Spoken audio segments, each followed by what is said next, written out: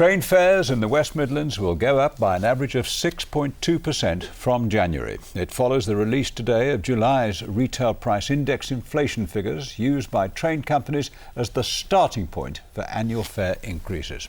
But with no hope of such generous increases in wages, it means tough times ahead for passengers. Callum Watkinson reports.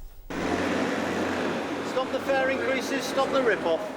It's that time of year again. Train fares will rise in January and more steeply than ever before, prompting anger from transport unions and outrage from passengers. We already have the highest fares in Europe, or some of the highest fares in Europe.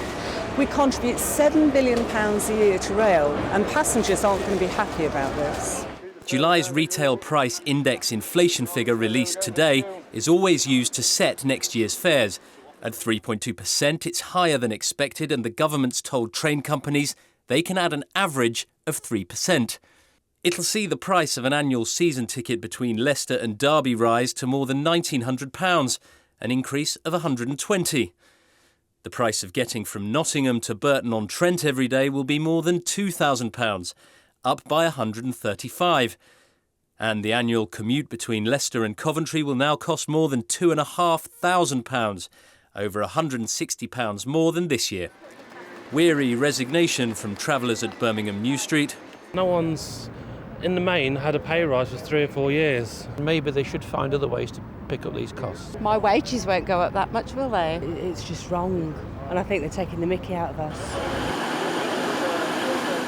With a pricey programme of network improvements underway, government says passengers should foot more of the bill. We recognise concerns about fare increases, but these are making a very important contribution to what is a massive programme of rail improvement across the country. That's not true, say the unions. I'm not buying that at all. The reality of it is, since privatisation, only 1% of investment in the railway industry has came from the privateers. Most of it, like the West Coast mainline upgrade and stuff, has came from the taxpayers.